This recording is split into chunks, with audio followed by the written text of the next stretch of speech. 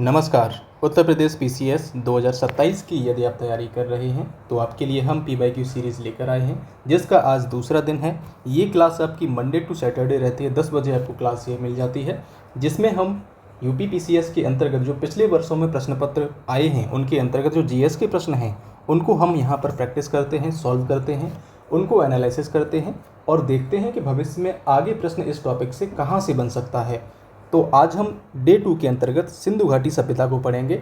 हम हर दिन एक नए चैप्टर को उठाते हैं, मिक्स क्वेश्चन नहीं रखते, एक टॉपिक रहेगा, उससे जुड़े हुए आपको यहाँ पर पीवाईक्यू देखने को मिल जाएंगे। तो अपनी क्लास को शुरू करते हैं। पहला प्रश्न है, सिंधु घाटी की सभ्यता गैर आर्य थी क्योंकि। अब यहाँ पर कारण है विकल्पों में, ये सभ्यता गैर आर्य थी क्यों थी, इसका कारण बताइए।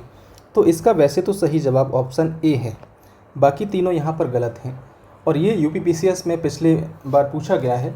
तो ये पहला कारण क्यों है, तो सिंधु घाटी सभ्यता एक विकसित नगरीय सभ्यता थी, जहाँ आपने देखा कि पक्के मकान थे, ग्रिड प्रणाली पर आधारित सड़कें थी, जल निकासी की व्यवस्था थी और पूरी ड्रेनेज सिस्टम वहाँ पर था, पानी की निकासी व्यवस्था थी।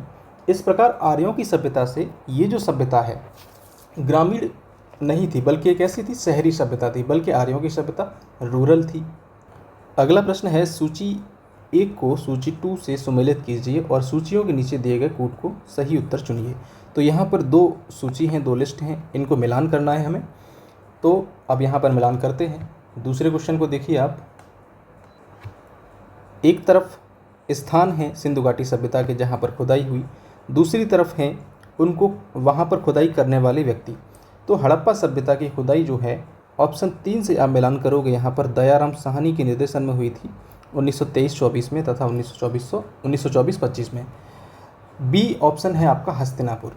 तो ये जो खुदाई की थी बीबी लाल इन्होंने की थी 1950 से 52 में। अब हम ऑप्शन देख लेंगे, यहाँ पर हमें 2 पता है और इसमें आप देखिए A3 कहाँ है, A3 इसमें है क्या और किसी में A3 है, A3 इसमें है सी में, और किसी में A3 नहीं लग रहा, इसलिए ऑप्शन सी ठीक हो गया। केवल हमें हड़प्पा पता था, हमने हड़प्पा से ही इसको ठीक कर लिया। बाकी आप विकल्प यहाँ पे देखोगे, तक्षशिला को अगर आप यहाँ पर मिलाओगे तो सी मिलेगा आपका जॉन मार्शल। यहाँ पर तक्षशिला में जॉन मार्शल ने खुदाई करवाई और कौशाम्बी के अंतर्गत NG मजूमदार। कौशाम्बी वत्स जनपद की राजधानी थी उत्तर प्रदेश में। और यहाँ पर ननी गोपाल मजूमदार, इनका नाम क्या है, ननी गोपाल मजूमदार। और बाद में यहाँ पर GR शर्मा भी खुदाई कराते हैं। अगला आप प्रश्न देखोगे, निम्नलिखित में से कौन सुमेलित नहीं है। तो जो सुमेलित नहीं है, जो आपस में मिलान नहीं खाते, उनको हमें गलत करना है और वही हमारा उत्तर होगा।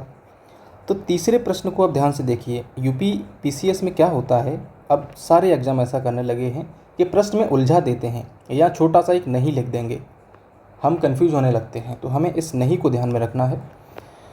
तीसरे प्रश्न में लिखा है हड़प्पा दयाराम साहनी, लोथल SR राव और सुरकोटदा JP जोशी। तो ये तीनों आपके सही हैं। और धौलावीरा जो यहाँ पर लिखा है BK थापड़, तो यहाँ पर BK थापड़ ये गलत है, इसलिए सही है। जबकि धौलावीरा में जो है RS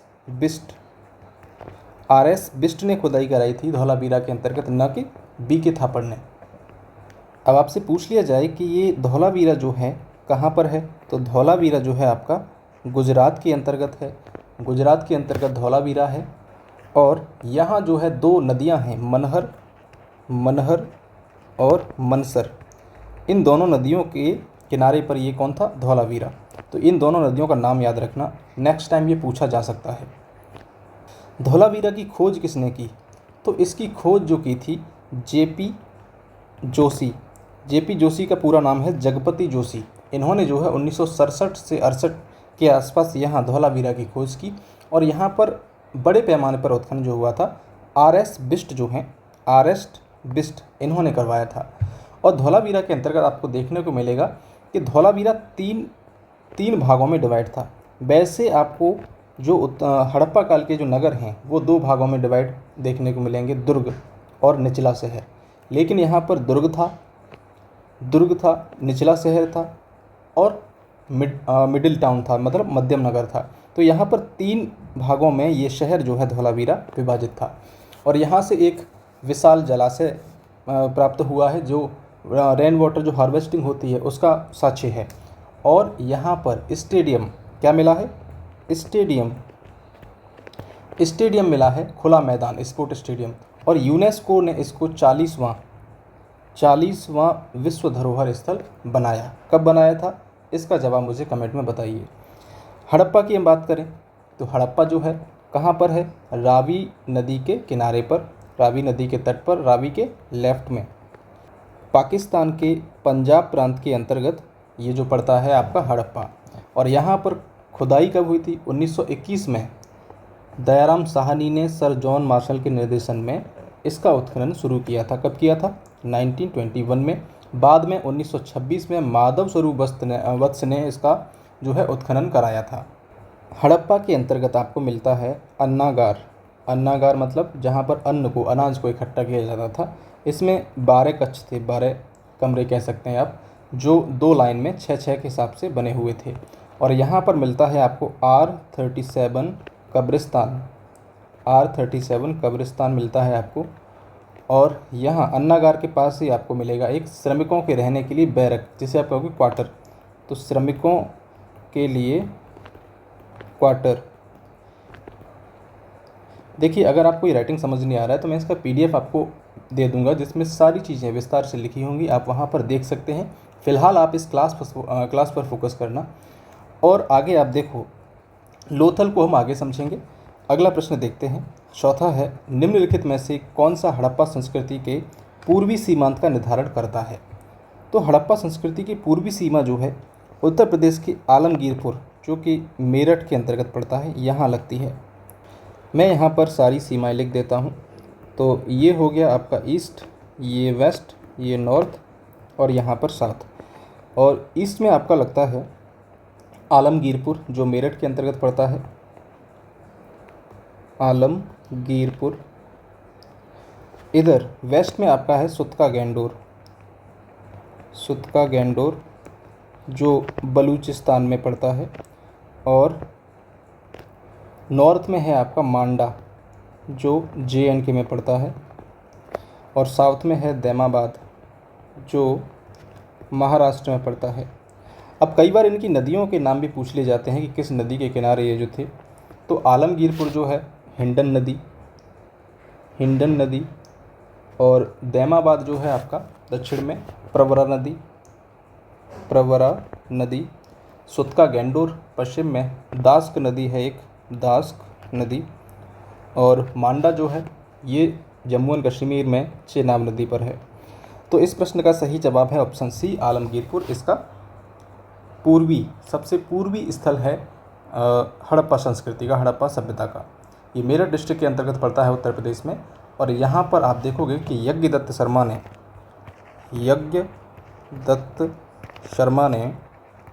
1958 में यहाँ पर उत्खनन कराया था। तो इस चीज़ को ध्यान में रखना, क्योंकि आगे देखोगे आपके यहाँ पर स्थान का नाम होगा, दूसरी तरफ आपको दिखेगा कि किसने वहाँ पर खुदाई कराई और वर्ष का नाम भी लिखा होगा, और वहाँ पर मिलान करने के लिए बोलेगा। तो ऐसे प्रश्न आगे बनेंगे। आप देखोगे कि आलमगीरपुर जो है, हड़प्पा काल जो है, इसको 3 कैटेगरी में डिवाइड करते हैं हम, 3 इसको कालखंड में डिवाइड करते हैं। एक है प्रारंभिक, और बीच वाला जो काल है उसको कहते हैं हम विकसित काल, जिस टाइम नगरीय सभ्यता विकसित थी। और है उत्तर हड़प्पा काल, लेट हड़प्पन फेज। तो ये वाला जो है लास्ट वाला आलमगीरपुर, ये है लेट हड़प्पन फेज का स्थान है ये। यहाँ पर मांडा आपको देखने को मिलेगा। मांडा जो है JNK में है। यहाँ पर JP जोशी, जगपति जोशी और मधुबाला, इन्होंने जो है 1976-77 के अंतर्गत यहाँ पर खुदाई कराई। और ये जो है आप देखोगे यहाँ से 3 स्तर मिलते हैं मांडा से। प्री हड़प्पन जैसा कि मैंने अभी आपको बताया था, और मैच्योर हड़प्पन जहाँ पर विकसित हो चुकी थी सभ्यता, और लेट हड़प्पन। तो इन तीनों के प्रमाण, तीनों के जो लेयर हैं वो यहाँ पर मिलते हैं आपको मांडा से। और यहाँ पर घुमावदार पिन जो है तांबे की घुमावदार पिन, पिन प्राप्त होती है मांडा से। हड़प्पा मैंने आपको बताई दिया। और राखी गढ़ी को यहाँ पर थोड़ा सा समझ लेते हैं हम। तो राखी गढ़ी के लिए एक पेज ऐड कर लेंगे। राखी गढ़ी जो है आपका भारत में ही है। भारत में किस जगह है? तो राखी गढ़ी हड़प्पा सभ्यता का सबसे बड़ा स्थल है और ये हरियाणा के हिसार ज़िले में, कहाँ पर है? हरियाणा के हिसार डिस्ट्रिक्ट के अंतर्गत राखी गढ़ी पड़ता है। और यहाँ आप देखोगे कि ये जो है हड़प्पा सभ्यता का सबसे बड़ा स्थल है। अगर आपसे प्रश्न पूछा जाए कि हड़प्पा सभ्यता का सबसे बड़ा स्थल कौन सा है, तो वो है आपका राखी गढ़ी। इससे पहले कौन सा था? अभी तो ये नवीनतम खोज हुई है, लेकिन इससे पहले मोहनजोदड़ो था सबसे बड़ा स्थल। लेकिन जब राखी गढ़ी पर रिसर्च हुआ तो ये जो है सबसे बड़ा स्थल पाया गया पूरे हड़प्पा सभ्यता का। राखी गढ़ी में आप देखोगे कि इसका शुरुआती तौर पर 1997 और सन 2000 की बात करें तो अमरेंद्र नाथ जो हैं उन्होंने यहाँ पर खुदाई करवाई। और 2011 से लेकर 16 के दौरान प्रोफेसर वसंत शिंदे इन्होंने यहाँ पर शोध किया। तो ये दो नाम याद रखना, प्रोफेसर वसंत शिंदे और अमरेंद्र नाथ। राखी गढ़ी हड़प्पा सभ्यता का सबसे बड़ा स्थल। यहाँ पर जो है कब्रिस्तान से कुछ कंकाल लिए गए। उन कंकालों का जब डीएनए टेस्ट हुआ, डीएनए टेस्ट कराया गया, तो बाद में ये निकला कि ये जो है हड़प्पा के लोग स्थानीय थे, उनका आर्य आक्रमण से कोई सीधा संबंध नहीं था। तो ये बात यहाँ से साबित होती है राखी गढ़ी से प्राप्त कंकालों से। और यहाँ से और क्या प्राप्त होता है? तो आभूषण बनाने का कारखाना। और जब आभूषण यहाँ पर बनेगा तो सोने की परख करने वाला कसौटी वाला पत्थर होगा और मिट्टी के विशाल अन्न भंडार भी इस जगह देखने को मिले हैं। तो यहाँ पर आपके लिए ये कुछ चीज़ें महत्वपूर्ण हैं जिन्हें ध्यान रखना। अब चलते हैं हम अगले प्रश्न पर। चन्नूदड़ू के उत्खनन का निर्देशन किसने किया? J.H. मैके, सन John Marshall, I.M.A. Wheeler, sir Aurel Stein. पांचवें प्रश्न का सही जवाब है ऑप्शन ए, J.H. मैके। चन्नूदड़ू जो है पाकिस्तान के सिंध प्रांत में स्थित है। मतलब ये कहाँ पर है? पाकिस्तान में है बेसिकली। और किस नदी पर है? सिंधु नदी पर ये अवस्थित है। और ये मोहनजोदड़ो से लगभग 130 किलोमीटर आपको देखने को मिलेगा। और यहाँ पर सबसे पहले चन्नूदड़ो में 1931 में एन.जी. मजूमदार ने यहाँ पर खुदाई कराई, जिसे मैंने बताया क्या कहा जाता है इनको? ननी मजूमदार। तो यहाँ पर बड़े पैमाने पर जब उत्खनन हुआ 1935 में, वो कराया था J.H. मैके ने। ठीक है, तो इस चीज़ को ध्यान रखना। चन्नूदड़ो को हड़प्पा सभ्यता का लैंकशायर कहा जाता है। क्या कहा जाता है? हड़प्पा सभ्यता का लैंकशायर या फिर औद्योगिक केंद्र। हड़प्पा सभ्यता का औद्योगिक केंद्र किसे कहा जाता है? चन्नूदड़ो को कहा जाता है, क्योंकि यहाँ पर क्या मिला था? मनके बनाने का कारखाना। साथ ही यहाँ से लिपस्टिक के साक्ष्य मिलते हैं। और उस तरह मिलता है, यहाँ से कंघा मिलता है, काजल मिलता है। तो यहाँ पर जो विलासितापूर्ण चीज़ें हैं वो यहाँ पर मिलती हैं कि यहाँ के लोगों का जीवन थोड़ा विलासितापूर्ण था। और बिल्ली का पीछा करते हुए कुत्ता के जो फुटप्रिंट हैं वो मिलते हैं यहाँ पर। तो ये कुत्ता बिल्ली याद रखना बहुत ही महत्वपूर्ण है। और बिना दुर्ग का एकमात्र ये नगर था। पूरी सिंधु सभ्यता में चन्नूदड़ो ही ऐसा स्थान है, पूरी सिंधु सभ्यता की बात करें, इसकी एकमात्र विशेषता ऐसी है चन्नूदड़ो की, वो ये है कि जो फोर्टिफाइड नहीं था। मतलब इसको प्राचीन दुर्ग से, जो प्राचीर है, जो बाउंड्री होती है, उससे नहीं घेरा गया था। बाकी जो स्थान है वो जो है किला जो होता था वो एक प्राचीर से घिरा हुआ होता था, लेकिन चन्नूदड़ो जो है यहाँ पर कोई भी प्राचीर वगैरह नहीं मिली है। अगला विकल्प है आपका सर जॉन मार्शल। तो सर जॉन मार्शल जो है 1902 से लेकर 1928 तक ASI के आर्कियोलॉजिकल सर्वे ऑफ इंडिया के महानिदेशक रहे थे, डायरेक्टर जनरल रहे थे। और इन्हीं के कार्यकाल में दयाराम साहनी ने हड़प्पा को खोजा था 1921 में, और राखलदास बनर्जी ने 1922 में खोज की थी मोहनजोदड़ो की। अब इन्होंने ही 1924 में आधिकारिक रूप से 1924 में आधिकारिक रूप से दुनिया को बताया कि यहाँ पर जो है एक पूरी की पूरी सभ्यता है। IEM व्हीलर इन्हें देखिए, तो इन्होंने एक विवादित बयान दिया था, वो हम समझेंगे क्या दिया था। 1944 में ये ASI के महानिदेशक बनते हैं 1944 में, और यहाँ इन्होंने एक विवादित बयान दिया था कि ऋग्वेद में एक बात की गई है पुरंदर की। पुरंदर किसको कहा गया है? इंद्र को कहा गया है, जिसका मतलब होता है किलों को तोड़ने वाला। तो इस शब्द के आधार पर इन्होंने कहा कि आर्य आक्रमण का सिद्धांत इन्होंने दिया, और कहा कि आर्यों के आक्रमण के कारण ही जो हड़प्पा सभ्यता है उसका पतन हुआ है। हालांकि जो विद्वान है, आधुनिक शोध है, इस सिद्धांत को खारिज करता है, नहीं मानता है। तो इसके लिए इनको जाना जाता है, और यहाँ पर इन्होंने स्तरीकरण पद्धति है, एक स्तरीकरण पद्धति, इसको चालू किया था। नेक्स्ट है सर ऑरेल स्टीन कौन है?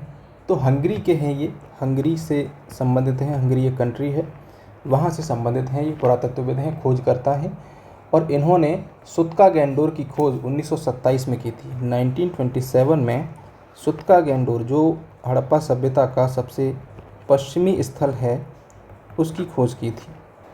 अगला प्रश्न देखते हैं हम। अगला प्रश्न है सिंधु घाटी सभ्यता जिन नदियों के तट पर बसी थी वे कौन सी नदी हैं? तो सिंधु थी, चिनाब थी, झेलम थी, गंगा नहीं थी। तो जिसमें चौथा ऑप्शन है वो गलत होगा। तो यहाँ पर आप देखोगे कि ये चौथा ऑप्शन है, तो ये गलत हो गया, इसलिए ये सही है। क्षमा करना, यहाँ नहीं है, ये ऑप्शन गलत है क्योंकि इसमें चौथा है, बाकी बी ठीक है। इसमें छठवें प्रश्न को हम थोड़ा विस्तार से समझेंगे। तो यहाँ देखिए, सिंधु के बारे में हम बात करेंगे। तो सिंधु से जुड़े हुए स्थल जो हैं, मोहनजोदड़ो है। कौन सा है? मोहनजोदड़ो। और एक है चन्हूदड़ो, एक है कोटदीजी। ये सिंधु नदी के किनारे हड़प्पा के स्थल हैं। एक है आमरी। ये चारों जो हैं ये पाकिस्तान के अंतर्गत हैं। ये जो चिनाब है ये भी सिंधु की सहायक है। और यहाँ पर आपने देखा कि मांडा, हड़प्पा सभ्यता का सबसे उत्तरी स्थल मांडा जो है, ये जम्मू के अखनूर डिस्ट्रिक्ट में आपको देखने को मिलेगा। अगला है झेलम नदी। तो झेलम नदी का प्राचीन नाम क्या है? वेतस्ता। वेदों में इसको वेतस्ता कहा गया है। झेलम नदी के किनारे भी सिंधु घाटी सभ्यता से जुड़े हुए जो स्थल हैं वो पाए गए हैं। गंगा के किनारे की बात करें तो गंगा घाटी तक सिंधु घाटी सभ्यता नहीं फैल पाई थी, इसलिए ये ऑप्शन गलत है। हमारा यहाँ पे विकल्प हो जाता है बी 1, 2 और 3। सातवें प्रश्न को देखेंगे तो यहाँ पर दो लिस्ट हैं, दो सूची हैं। एक तरफ है हड़प्पा संस्कृति की जो स्थान हैं, जो बस्तियाँ हैं, और जिस नदी पर वो अवस्थित हैं उनके नाम हैं यहाँ पर। और इधर ये जो कूट हैं, इनके माध्यम से हमें सही उत्तर चूज़ करना है। तो हड़प्पा मैंने आपको बताया कि रावी नदी के तट पर है। अब हम यहाँ पर देखेंगे, एलिमिनेशन लगाएंगे कि इन विकल्पों में से कौन से विकल्प गलत हो सकते हैं। तो ए हमने 3 लगाया, ए का 3 इसमें मिल रहा है और बी में भी है। अब इन दोनों में 3 है नहीं ए का, तो ये गलत हो गया। अब हमें बी देखना है, बी कौन सी नदी पर है? बी हमको पता नहीं है। लोथल देखेंगे, लोथल किस नदी पर है? ये भी नहीं पता। डी देखेंगे, रोपड़ किस पर है? तो रोपड़ हमें पता है कि सतलज नदी पर है। तो D4 किस में आ रहा है? D4 आ रहा है इसमें, ठीक है, इसमें D4। बाकी इसमें तो D4 है ही नहीं, तो ये भी गलत हो गया। इसलिए हमारा ऑप्शन ए ठीक हो गया। तो एलिमिनेशन मेथड बहुत हेल्प करेगा आपको इस एग्ज़ाम में, UPPCS में। बाकी के आप मिलान कर लेना, और हम थोड़ा सा भी इसको विस्तार से समझेंगे। हड़प्पा के बारे में मैंने आपको बता दिया, रावी नदी के किनारे है। कालीबंगा नहीं बताया था। कालीबंगा जो है राजस्थान के अंतर्गत है। कहाँ पर है? राजस्थान में एक डिस्ट्रिक्ट पड़ता है हनुमानगढ़। हनुमानगढ़ डिस्ट्रिक्ट के अंतर्गत ये कालीबंगा पड़ता है, जिसका अर्थ क्या है कालीबंगा का? काले रंग की चूड़ियाँ, काले रंग की चूड़ियाँ। ये प्रश्न अभी तक आए नहीं हैं और जो मैं आपको यहाँ पर लिखवा रहा हूँ ये आने की संभावना बहुत ज़्यादा है, इसलिए मैं आपको साथ के साथ चीज़ें लिखवा भी रहा हूँ। तो कालीबंगा जो है घग्गर नदी के किनारे है और इसकी खोज जो है अमलानंद घोष इन्होंने की थी। मैं यहाँ पर येलो से कह देता हूँ, कालीबंगा के बारे में बात कर रहे हैं हम। अमलानंद घोष ने की थी 1951 से लेकर 53 में। उसके बाद यहाँ पर 1961 की बात करें, 69 की बात करें तो बेबीलाल और बी.के. थापड़ इन्होंने भी यहाँ पर बड़े पैमाने पर उत्खनन किया। काले रंग की चूड़ियाँ जो है, तो यहाँ पर आप देखोगे कि बड़े पैमाने पर काले रंग की चूड़ियाँ उनके टुकड़े मिलते हैं। साथ ही यहाँ पर जुते हुए खेत का साक्ष्य भी मिलता है, जुते हुए खेत। और भूकंप के साक्ष्य यहाँ पर देखने को मिलेंगे आपको, भूकंप के साक्ष्य कालीबंगा में देखने को मिलेंगे। और एक इसकी विशेषता ये है कि जल निकास प्रणाली जो आम विशेषता है हड़प्पा सभ्यता की, वो यहाँ पर नहीं मिलती। किसमें? कालीबंगा में। और कच्ची ईंटों का नगर यहाँ पर मुख्य रूप से आप देखोगे कि पकी ईंटें नहीं हैं, बल्कि उनको धूप में सुखाकर उनको मकान बना दिया गया, उनसे नगर बना लिया गया। तो यहाँ पर जो है कच्ची ईंटों का प्रयोग किया गया है, कच्ची ईंटों का नगर कह सकते हैं इसको। इसलिए इसको कई सोर्सों में दीनहीन बस्ती भी कहा जाता है, दीनहीन बस्ती। तो कालीबंगा, काले रंग की चूड़ियाँ। लोथल हमने समझा, लोथल कहाँ पर है? गुजरात में। आप देखोगे अहमदाबाद में है। और यहाँ पर डॉक्टर S.R. राव, लोथल को एक बार बता देता हूँ आपको। लोथल जो है गुजरात में है और यहाँ पर S.R. राव इन्होंने उत्खनन कराया, जिनका नाम है शिकारीपुरा रंगनाथ। क्या है? शिकारीपुरा रंगनाथ। और यूपी PCS में क्या पूछा जा सकता है लोथल से संबंधित? तो देखिए यहाँ से जो है एक गोदीवाड़ा प्राप्त हुआ है। गोदीवाड़ा क्या होता है? तो गोदीवाड़ा जो है एक पक्की ईंटों से बना हुआ विशाल जलकुंड था, जहाँ पर जहाज आते थे, लंगर डालते थे। और ये एक तरीके से कृत्रिम बंदरगाह जो होता है वो था, कृत्रिम बंदरगाह। और ये भोगवा नदी पड़ती है, भोगवा नदी। जैसा कि यहाँ आप देखोगे लोथल भोगवा नदी किनारे है। भोगवा नदी जो है सागर से जुड़ी हुई थी, जहाँ पर जहाज आते थे और व्यापार होता था। किसके साथ व्यापार होता था? तो व्यापार होता था फारस के साथ में। फारस की बेलनाकार मोहर जो है वो मिली है यहाँ से। और आप देखोगे कि मेसोपोटामिया के साथ में होता है। एक और यहाँ पर महत्वपूर्ण स्थान है आपका लोथल, जो बच जाता है। तो लोथल है, रोपड़ है आपका सतलज नदी। ये रोपड़ है, लोथल नहीं है, सतलज के किनारे है। ये जो है स्वतंत्रता के बाद 1947 के बाद, स्वतंत्रता के बाद पहली बार जो उत्खनित किया गया स्थान वो था आपका रोपड़। तो स्वतंत्रता के बाद पहली बार इसका उत्खनन हुआ था। स्वतंत्र भारत में उत्खनन किया जाने वाला पहला हड़प्पाई स्थल था आपका रोपड़। तो इन छोटी छोटी बातों को ध्यान रखना। और यहाँ पर एक चीज़ मिलती है कि मालिक के साथ में कुत्ता, इसको दफनाने का साक्ष्य जो है, अवशेष जो है वो मिलता है। और कश्मीर के बुर्ज होम में आप देखोगे कि ऐसा ही साक्ष्य मिला था हमें पाषाण काल में, जहाँ पर कुत्ते के साथ, मालिक के साथ में कुत्ते को दफनाया गया था। 8वें प्रश्न की हम बात करेंगे। निम्न में से सिंधु सभ्यता में कौन से केंद्र उत्तर प्रदेश में स्थित हैं? उत्तर प्रदेश में कौन से स्थान स्थित हैं उसकी बात की है। पहला है कालीबंगा, लोथल, आलमगीरपुर, हुलास। तो मुझे पता है आलमगीरपुर मेरठ में है, ये हमको पता है। तो तीसरा तो होगा, तो तीसरा इन सभी में है, लेकिन तीसरे से काम नहीं चलेगा। कालीबंगा हमने देखा था कि राजस्थान में है, तो ये तो नहीं होगा भाई। लोथल देखा हमने गुजरात में है। पहला और दूसरा जिसमें होंगे वो गलत कर दो आप। पहला दूसरा इसमें गलत हो गया, पहला दूसरा इसमें गलत हो गया, दूसरा आ गया इसमें, ये भी गलत हो गया। इसलिए ऑप्शन डी हो गया आपका 3 और 4। तो आलमगीरपुर और हुलास। आलमगीरपुर मेरठ के अंतर्गत है जो हड़प्पा संस्कृति का सबसे पूर्वी स्थल है। हुलास कहाँ पर है? हुलास कहाँ पर है? तो हुलास जो है आपका सहारनपुर में पड़ेगा। सहारनपुर हिमाचल प्रदेश से जिसका बॉर्डर लगता है। तो हम आलमगीरपुर के बारे में जान चुके हैं। हिंडन नदी के किनारे है, मेरठ में है, हड़प्पा सभ्यता का सबसे पूर्वी स्थल है। इसकी जो यहाँ पर खुदाई है वो यज्ञदत्त शर्मा ने कराई थी। और यहाँ आप देखोगे हुलास को, देखिए आप, जो सहारनपुर में है। सहारनपुर में एक तहसील पड़ती है नकुड़, तहसील का नाम है नकुड़ तहसील। नकुड़ तहसील के अंतर्गत हुलास पड़ता है। क्या पड़ता है? हुलास। और ये हड़प्पा का एक पुरातात्विक स्थल है।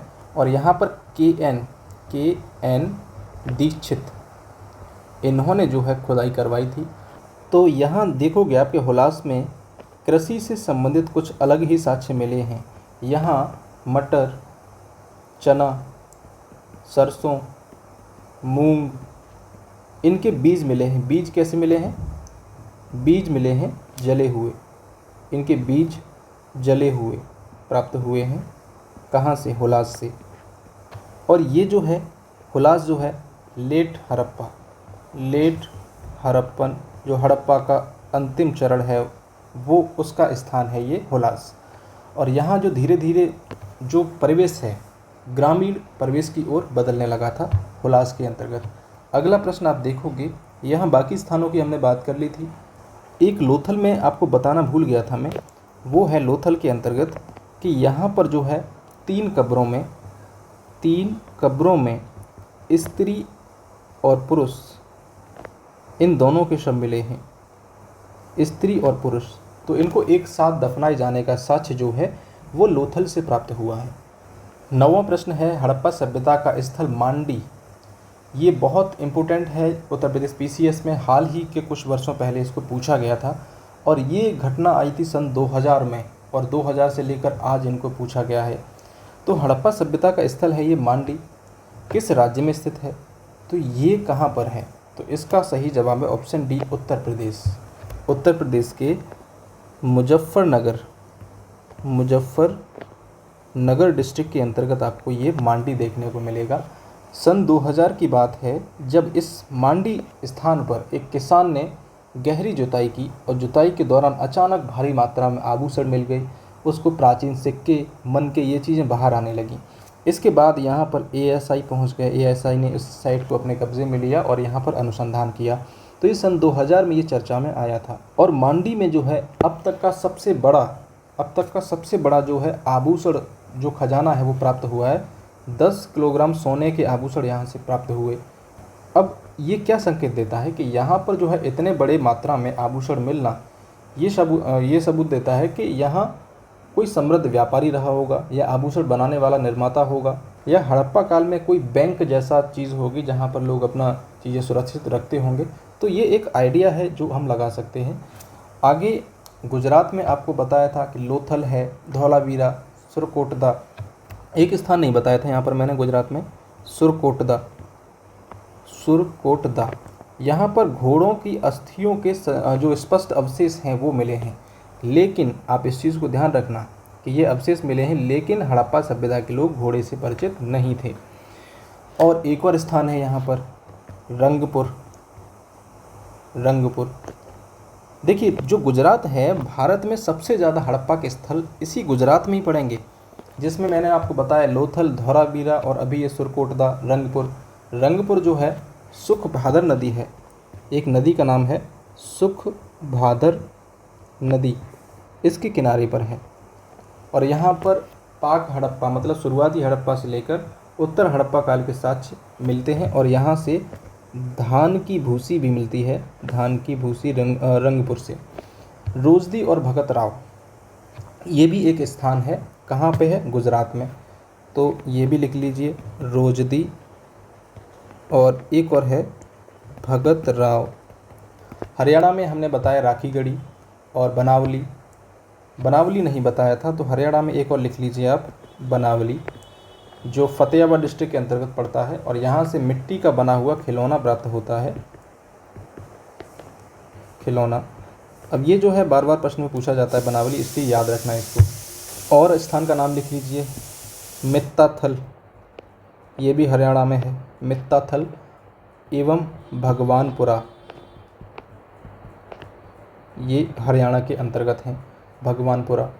और एक और स्थान लिख लीजिए, कुड़ाल, ये भी हरियाणा में है। यहाँ से 2 चांदी के मुकुट प्राप्त होते हैं, चांदी के मुकुट। राजस्थान में मैंने आपको स्थान बताए थे। राजस्थान में आपने देखा कि यहाँ पर प्राचीनतम जुते हुए जो खेत हैं कालीबंगा के अंतर्गत, उसके साक्ष्य मिलते हैं, और भूकंप के प्राचीनतम साक्ष्य मिलते हैं। तो ये राजस्थान में कालीबंगा को हमने देखा था। और अगला प्रश्न हम देखेंगे, 10वां प्रश्न है, जिसमें 2 लिस्ट हैं, इन्हें हमें मिलाना है। इधर हड़प्पा काल के स्थल हैं और किस राज्य में है उसे हमें देखना है। तो मांडा जो है कहाँ है? जम्मू एंड कश्मीर में है, हड़प्पा सभ्यता का सबसे उत्तरी स्थल। तो B2 जिसमें आ रहा होगा वो रखिए, बाकी का हटा दीजिए। तो इसमें B2 नहीं है, इसमें भी B2 नहीं है। अब यहाँ आप देखिए कि इन दोनों में ये दोनों सेम हैं, ये दोनों सेम हैं। C में अब देखते हैं, C1 है, इसमें C4 है। पाड़ली हमको पता ही नहीं है। अब D में देख लेंगे, तो D हुलास जो हमने देखा था कि उत्तर प्रदेश के सहारनपुर डिस्ट्रिक्ट में है। तो D1 जिसमें होगा, D1 इसमें है, तो D4 वाला ये गलत हो गया, इसका ऑप्शन D सही है। एलिमिनेशन किया कीजिए, हर जगह आप एलिमिनेशन करिए, क्योंकि जब तक आप गलत को नहीं हटाएंगे सही आप नहीं लेके आ पाएंगे। तो यहाँ हमने इनका मिलान किया। बालू कहाँ पर है? बालू जो है आपका हरियाणा के अंतर्गत है। पाड़री बोलेंगे इसको, पाड़री, ये कहाँ हो जाएगा आपका? गुजरात के अंतर्गत हो जाएगा। अब इनके बारे में थोड़ा विस्तार से समझ लेते हैं। बालू हरियाणा के कैथल डिस्ट्रिक्ट में है। कहाँ पर है? कैथल डिस्ट्रिक्ट में है, हरियाणा के अंतर्गत। और बालू के अंतर्गत आपको लहसुन के साक्ष्य आपको देखने को मिलेंगे। और यहाँ से आपको गेहूँ, जौ, मसूर, चना, मटर, तरबूज, इसके साक्ष्य भी मिलते हैं। इसके बीज जो हैं उसके साक्ष्य मिलते हैं। और आप यहाँ देखोगे कि मांडा, इसके बारे में हमने देख लिया। ये है पाड़री। पाड़री जो है गुजरात में है। गुजरात में एक डिस्ट्रिक्ट पड़ता है भावनगर। तो भावनगर डिस्ट्रिक्ट में गुजरात के ये पड़ता है पाड़री। और ये हड़प्पा में एक नमक उत्पादन केंद्र रहा होगा, ऐसा अनुमान लगाया जाता है। और यहाँ पर हुलास देखिए, हुलास हमने आपको बताया सहारनपुर डिस्ट्रिक्ट के अंतर्गत। 11वां प्रश्न है, सिंधु घाटी सभ्यता के किस पुरास्थल से नाव के चित्र या मॉडल प्राप्त हुए हैं? तो 11वें प्रश्न का सही जवाब क्या होगा? हड़प्पा एवं कोटदीजी, कालीबंगा और रोपड़, धौलावीरा एवं भगतराव, मोहनजोदड़ो एवं लोथल। तो इसका ऑप्शन डी सही है, जिसमें हमने देखा कि लोथल के अंतर्गत 3 खिलौना नाव मिलती हैं, 3 खिलौना नाव मिलती हैं। और यहीं हमने देखा कि गोदीवाड़ा प्राप्त हुआ, जहाँ लोथल के अंतर्गत जो नदी है भोगवा, वहाँ पर जहाज़ आते थे और सामान उतरता था, जो भी चीज़ें होती होंगी। मोहनजोदड़ो में आप देखोगे कि एक सेलखड़ी की मुहर है। सेलखड़ी धातु का नाम होता है। सेलखड़ी की मुहर पर नाव का चित्र देखने को मिलता है, नाव का चित्र। तो इसलिए ऑप्शन डी सही है। हड़प्पा के बारे में हमने बताया, कोटदीजी, ये सिंध पाकिस्तान के अंतर्गत है, सिंध डिस्ट्रिक्ट के अंतर्गत। और यहाँ से आप देखोगे कि कालीबंगा और राजस्थान, ये हमने देख लिया। भगतराव शायद नहीं देखा है, तो भगतराव जो है गुजरात में है। गुजरात में भरूच डिस्ट्रिक्ट पड़ता है। भरूच ज़िले में एक नदी है, कीम नदी। क्या नाम है? कीम, इसको लिखते हैं KIM। कीम नदी के मुहाने पर ये जो है सिंधु सभ्यता का स्थल है। और इसका उत्खनन जो है SR राव ने किया था। और भगतराव जो है मेसोपोटामिया को कीमती पत्थर जैसे कि कार्नेलियन और जो भी विलासिता की वस्तुएं हैं उनके निर्यात का एक उपकेंद्र था। कौन था? भगतराव। तो ये चीज़ हमने समझी। अब यहाँ देखिए अगला प्रश्न 12वां। यहाँ 2 सूची हैं, इनको हमें मिलाना है। तो ये स्थल हैं और उन स्थलों से प्राप्त यहाँ पर वस्तुएं हैं। R37 जो शवाधान है वो कहाँ से प्राप्त हुआ है? तो हमने हड़प्पा से देखा था कि R37 शवाधान है जो कब्रिस्तान है वो प्राप्त हुआ है। तो A1 जिसमें होगा वो सही होगा, बाकी के हटा दो यहाँ से। तो ये दोनों तो गए, P और C। अब हम देखेंगे कि जुता हुआ खेत कहाँ से प्राप्त हुआ है। जुता हुआ खेत हमने देखा कि कालीबंगा से प्राप्त हुआ था। तो C4 जिसमें होगा वो देख लो। C4 इसमें तो है नहीं, तो इसलिए गया ऑप्शन डी सही हो गया। बाकी बचा लोथल। लोथल से आपको क्या प्राप्त होता है? गोदीबाड़ा, इसको आप कहते हैं डॉकयार्ड। डॉकयार्ड अंग्रेजी में भी समझ लो। और मोहनजोदड़ो से नर्तकी की मूर्ति प्राप्त होती है। तो ये हमने मिलान कर लिया।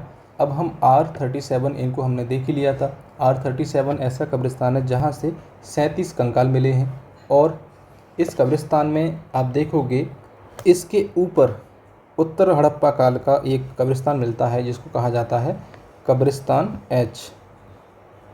कब्रिस्तान एच, कब्रिस्तान एच मिलता है इसके ऊपर, जहाँ दाह संस्कार के बाद जो अस्थियां हैं उनको कलश में रखने के साक्ष्य यहाँ से प्राप्त होते हैं, कब्रिस्तान एच से। मोहनजोदड़ो से नर्तकी की मूर्ति मिलती है। मोहनजोदड़ो की खोज किसने की थी? 1922 में राखल दास बनर्जी, इन्होंने यहाँ पर खुदाई करी। यहाँ नर्तकी की मूर्ति मिलती है और ये कांस्य मूर्ति होती है। कैसी होती है? कांस्य मूर्ति। हड़प्पा सभ्यता कांस्य युगीन सभ्यता है। कांस्य का प्रयोग होता था। एक चीज़ याद रखना, यहाँ पर लोहे से परिचित ये लोग नहीं थे। इसको बहुत गहराई से समझ लेना कि ये कांस्य युगीन सभ्यता है। आपको बहुत स्पष्ट तौर पर इसको समझ लेना है। और इसकी जो निर्माण की तकनीक है वो है लुप्त मोम विधि। लुप्त मोम विधि, जिससे ये मूर्ति बनाई गई थी। और ये मूर्ति जो है त्रिभंग मुद्रा में खड़ी है,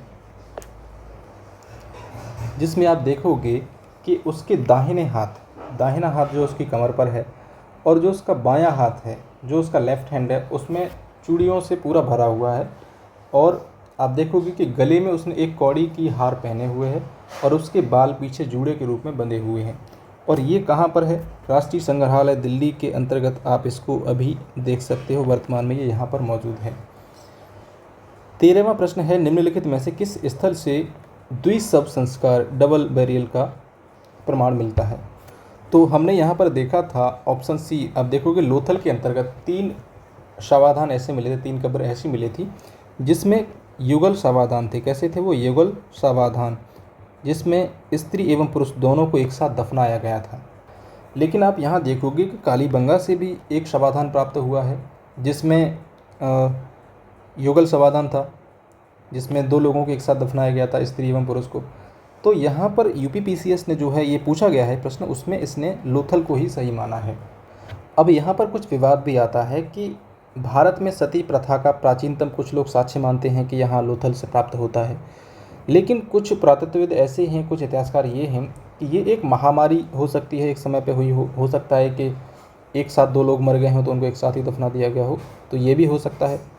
और ये जो कालीबंगा है ये हड़प्पा का एकमात्र ऐसा स्थल है, एकमात्र। जब एकमात्र वाली बात आ जाती है तो बहुत ही इम्पोर्टेंट बात होगी कि यहाँ पर शवाधान की तीनों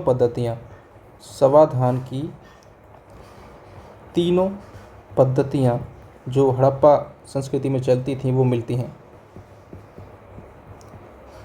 कौन सी? पूर्ण शवाधान, एक है आपका पूर्ण शवाधान और एक है आंशिक शवाधान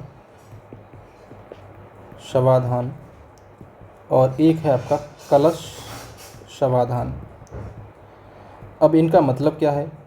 पूर्ण शवाधान का मतलब है कि गड्ढे में लिटाकर ऐसे दफना दिया जाएगा, जिसको कहा जाएगा पूर्ण शवाधान। आंशिक शवाधान मतलब पहले शव को जंगली जानवरों के खाने के लिए छोड़ दिया जाता, बाद में बची जो हड्डियां हैं उनको दफना दिया जाता था। कलश शवाधान की बात करें तो शव को जलाने के बाद राख को उसकी अस्थियों में, मतलब जो उसकी अस्थियां हैं उनको कलश में रखकर दफनाना। क्योंकि ऐसे कई सारे शवाधान मिले जहाँ पर मानव कंकाल नहीं थे, लेकिन उनकी प्रतीकात्मक समाधियाँ थीं, सिंबॉलिक ब्यूरियल्स जो कहते हैं वो थी, जिसमें उनकी हड्डियाँ थीं उन कलशों में, तो कलश शवाधान उसको कहेंगे। और ये तीनों चीज़ें कालीबंगा से आपको देखने को मिल जाएंगी। अब आपने इतना सब कुछ सीखा समझा, इसकी PDF अगर आपको चाहिए तो वो कैसे डाउनलोड कर सकते हैं। आप जो है इंडोजीएस क्लासेस के टेलीग्राम चैनल पर जाएंगे, जिसका लिंक इस वीडियो के डिस्क्रिप्शन में होगा, या फिर आप इस QR कोड को स्कैन कर सकते हैं, जहाँ से इस चैनल पर आप डायरेक्ट जा सकते हैं। अगर आपको नहीं मिलता है तो वहाँ पर आप सर्च करेंगे Day 2 UPPCS PYQ series class PDF, आपको इसकी PDF मिल जाएगी। साथ ही मैं आपको नोट्स भी प्रोवाइड कराऊंगा इस पूरे वीडियो के, क्योंकि ये वीडियो बहुत बड़ा है और इसमें मैंने जो लिखा है वो आपको समझ में नहीं आएगा, इसलिए हम दोनों चीज़ों को आपको प्रोवाइड करा देंगे। धन्यवाद। मिलते हैं आपसे Day 3 में, जिसमें एक नए टॉपिक को समझेंगे। उम्मीद है आपको ये सारी चीज़ें समझ में आई होंगी, और यदि आप बहुत सीरियस हैं अपने एग्ज़ाम को लेकर 2027 को लेकर, तो आप इस चैनल से जुड़ सकते हैं, जिसमें हम लगातार ऐसे PYQ के क्लासेस कंटिन्यू रखेंगे जब तक आपका प्रीलिम्स नहीं होता है। धन्यवाद।